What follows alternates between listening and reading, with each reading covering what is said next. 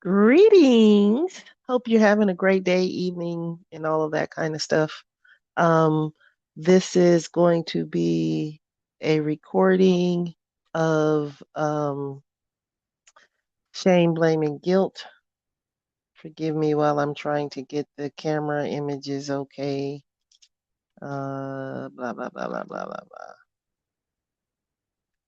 All right. I think that's it. I think we're ready.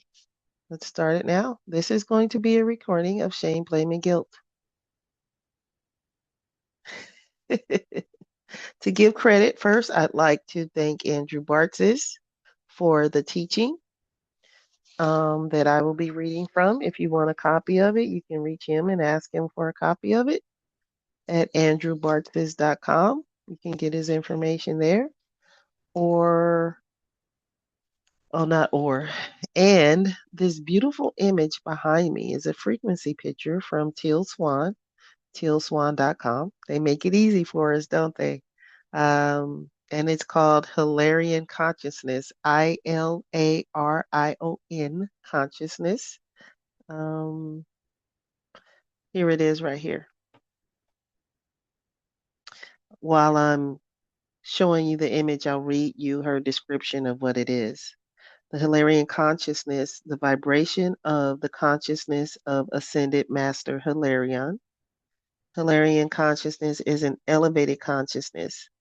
His vibration, and therefore this frequency, brings the power to see what is true and real, so as to create the necessary and correct change according to your own free will. Hilarion anchors the truth into your heart and causes you to discover your inner strength so that you can see that strength to serve others. His frequency also helps you to let go of pain and negativity that must detach from and release so that you can move bravely and safely towards a new expanded life experience. This frequency brings about a fresh new start. I thought that would be great to read when we are dealing with shame, blame, and guilt. The three nags. Heifers or um let's see, what do you call men? Bulls. To stay in the cow frame, to stay in the cow frame. So just to let you know that I'm recording this in the first person and it's not the full, leaving out some things. I'm personalizing it for myself because I do plan on later on using this recording for my own healing. This is the purpose of it. All the things I'm doing, I'm sharing with you my healings that I do for myself. And that said, let's get to reading. So I hope you like to watch me read. I will try to be a little animated and make it interesting. Uh, so let's get started.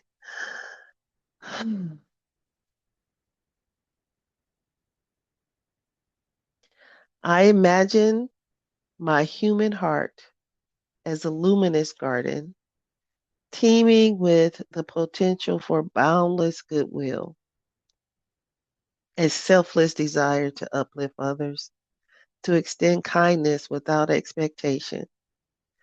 This garden thrives on the sunlight of unconditional love, where we receive affection as freely as rain nourishes the earth and give it as generously as flowers release their fragrance. Yet, into this Edenic space creep the three nags: shame, the silent burrower; blame, the thorny vine; and guilt, the relentless storm. They are the saboteurs of the soul, born from societal conditioning, past traumas, and self imposed judgments. Shame nags at my core identity, whispering, "You are flawed and unworthy." Blame shifts my gaze outward and inward with accusations eroding trust. Guilt clings like a shadow, replaying missteps in an endless loop. Together they form a triad of torment, nagging insistently until my goodwill withers, my receptivity to love closes like a flower at dusk, and my giving becomes tainted with strings of obligation or resentment. I will first dissect how these nags destroy my goodwill. Goodwill is the pure impulse to act for the greater good, unmarred by ego. But shame undermines it by convincing me that I am inherently defective, unworthy of contributing positively. Imagine shame as a rusted anchor chained to the soul's ship, dragging it down into murky depths, preventing it from sailing freely on waves of altruism. When shamed, I withdraw, fearing my actions will expose my supposed flaws, thus starving the world of my unique gifts. Blame, meanwhile, acts as a poisoned arrow fired indiscriminately. It destroys goodwill by fostering division. Blaming others breeds resentment, while self blame paralyzes initiative. Now, guilt, the heaviest nag, burdens me with the weight of past errors, making every act of kindness feel like atonement rather than a genuine expression. In this state, goodwill morphs into performative duties devoid of joy. Now consider their assault on my ability to receive love. Love in its truest form is a gift without strings, a river flowing into my being to quench the thirst of my spirit. But the three nags build dams of resistance. Shame erects walls of unworthiness. How can I accept love when I am so broken? Blame deflects it. They offer love only because they pity me or I don't deserve it after what I've done. Guilt twists receptions of love into obligation. If I accept this love, I must repay it tenfold or suffer more remorse. Thus, I have starved myself of nourishment. My heart becomes an arid desert where love evaporates before it can take root. Equally devastating is their impact on giving love without attachment. Pure love is like the sun's rays, offered freely, expecting nothing in return. Yet shame nags me into conditional giving. I'll love you only if it hides my flaws. Blame infuses it with judgment. I love you, but you must change. Guilt attaches strings of redemption. My love is payment for my sins. Attachments breed possessiveness, control, and eventual heartbreak, turning my love's garden into a battlefield. If these nags are not confronted and healed, they fester, growing into monstrous forms that dominate my life. Tell you what, let me paint a poetic picture of their unchecked tyranny, metaphors that reveal their destructive essence. We're going to start with shame, the first nag. It is a devouring fog that descends upon my soul's mirror. obscuring my true reflection. Unconfronted, it becomes my eternal eclipse, a perpetual darkness where my self worth is forever hidden.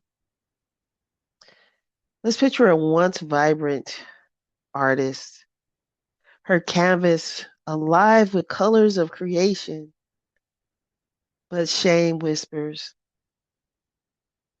your strokes are imperfect, your vision tainted. When ignored, this knack swells into a black hole, swallowing her inspiration until she abandons her brush, her goodwill extinguished, her heart sealed against love's warmth. She gives affection sparingly, laced with the attachment of seeking validation, only to withdraw when it's not given back. If not healed, shame evolves into my tower of isolation, a solitary basement where my soul imprisons itself, windows barred against the world, goodwill rotting in the dungeons below, love neither received nor given freely, but hoarded like miser's gold. And here's blame, the second nag. He is a venomous serpent coiling around the branches of my relationships. Unhealed, it transforms into my maze of thorns, a maze of accusations where every path leads to conflict. Envision a compassionate healer, once extending hands of aid without judgment,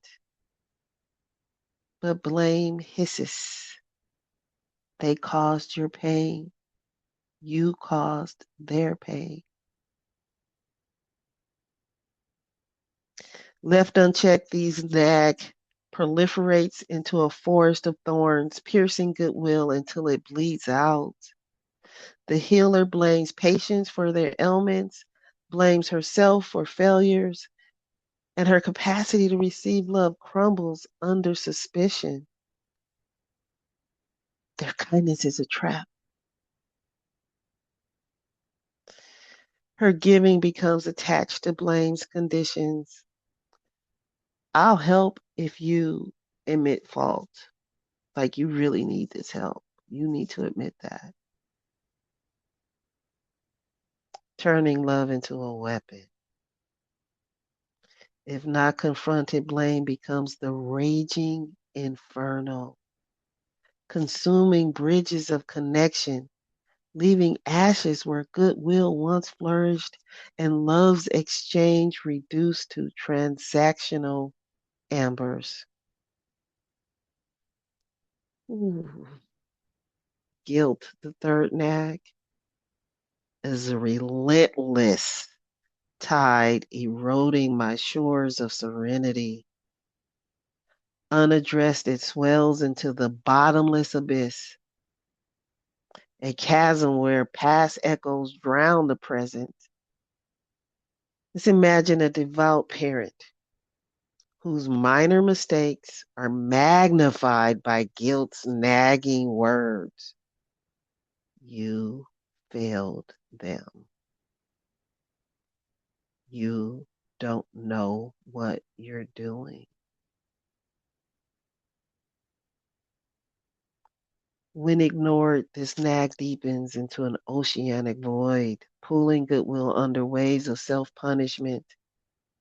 The parent receives love with reluctance, feeling undeserving, and gives it with attachments of overcompensated smothering affection born out of remorse.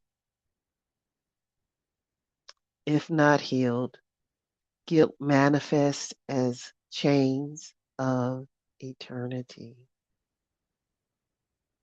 binding the soul to an invisible gallows where every act is a plea for forgiveness. goodwill sacrificed on the altar of regret, and love's pure flow clogged with the debris of should haves. These poetic visions, the eternal eclipse of shame, the thorned labyrinth of blame, the bottomless abyss of guilt, they illustrate the horrors if the three nags reign supreme and continue to go unchecked. They nag ceaselessly. Shame nags at my identity, blame at my accountability, guilt at my morality. Together they orchestrate a symphony of suffering where my goodwill is silenced, my love receptions blocked by fortresses of fear, and my giving entangled with webs of expectation. My love becomes a shadowed existence, relationships fractured, potentials unrealized, creating my own mental hell on earth.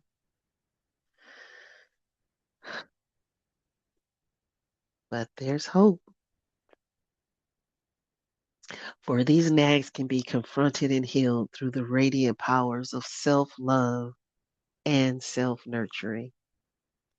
Self love is the inner sun illuminating my worth.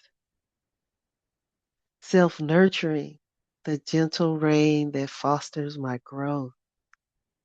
They are not selfish indulgences, but essential elixirs, dissolving the nag's grip. Let me explore deep metaphors for this confrontation, poetic examples that guide me to this healing.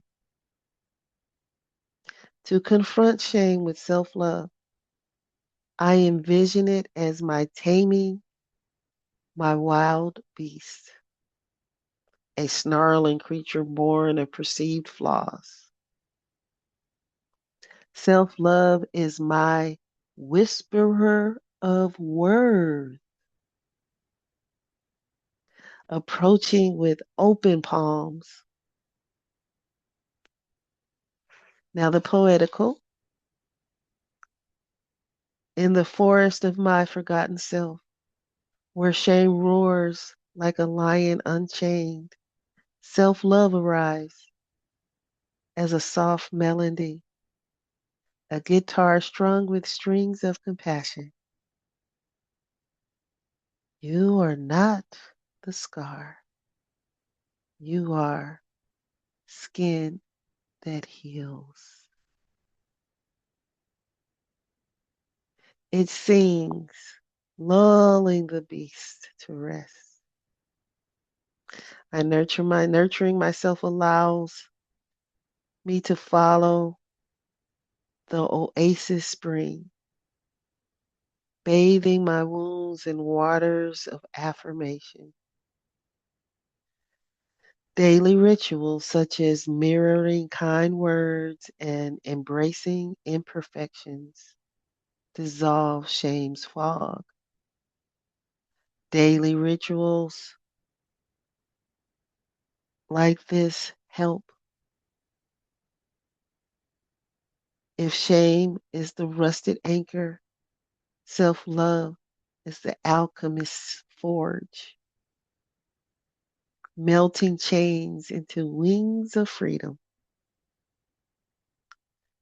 Here's a poetic healing metaphor. Shame, the nagging crone hunched in the corner, cackling tales of inadequacy. Confront her with love's mirror, reflecting her as a child in need. Shame as a child in need. Nurture her with stories of strength.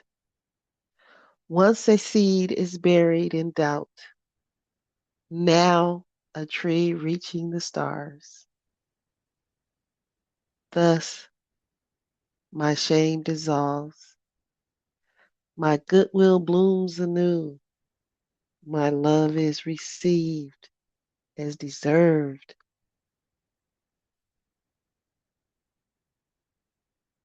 For blame, the confrontation is my weaver's redemption, untangling and knotting threads of accusations. Self love acts as my golden needle, stitching unity where division reigns. And metaphorically, blame, the thorny vine strangling my heart's rose, met by self nurturing's gardener hands pruning with patience. Each thorn, once perceived as a curse, is now realized as a lesson. This is transforming thorns into petals. The poetic example. In the labyrinth's twist where blame echoes accusations like a mocking crow, self love lights the torch of forgiveness, illuminating the path to my heart. I release the arrow's fight, for it wounds the anchor most. The nurturing rituals of journaling gratitudes and meditative releases uproot blame's vines. If blame is the poisoned serpent, self love is the antidote herb, brewed in cauldrons of compassion. The healing metaphor. Blame, the nagging herald proclaiming faults from a crumbling tower. Climb with self nurturer's ladder, offer bread of empathy. We are all wanderers in the same storm. Blame quiets, becoming a guidepost to my growth, allowing my goodwill to bridge divides. My love is given without judgment's shadow. Guilt. Guilt demands my pilgrim's forgiveness, a journey through my wilderness of remorse. Self love is my compass of compassion, pointing to my inner peace. The poetic. Guilt. The tide pulling at my ankles with whispers of what if. Confronted by self nurturing lighthouse beam. The wave recedes, revealing shells of wisdom. The metaphor. In the abyss's edge, where guilt nags like a phantom chain rattler, self love extends the bridge of mercy. Cross not in penance, but in pardon.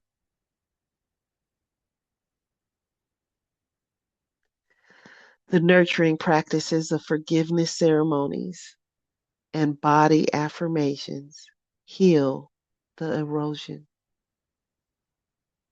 The healing example. Guilt, the nagging scribe etching sins on stone tablets. I approach with my self love eraser, inscribed with I am human evolving. I nurture myself by rewriting from ashes of mistakes, phoenix of purpose rise. The guilt fades. My goodwill flows unburdened. My love is exchanged in purity.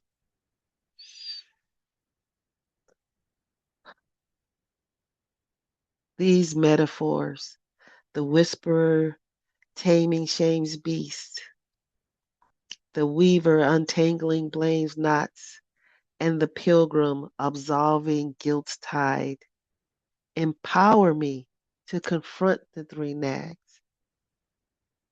My self love and my self nurturing are twin flames that illuminate and heal. I incorporate them daily with affirmations as morning dew and self care as evening balm. As I heal, my goodwill revives like spring after winter. My heart opens to receive love's abundance, and I give it freely, unattached, like wind carried seeds. In weaving these threads, I see the nags not as enemies, but disguised as teachers. Confronted, they dissolve into faith in myself, fostering a life of authentic connection. Let this be my call to action. I face the three nags with the might of self love.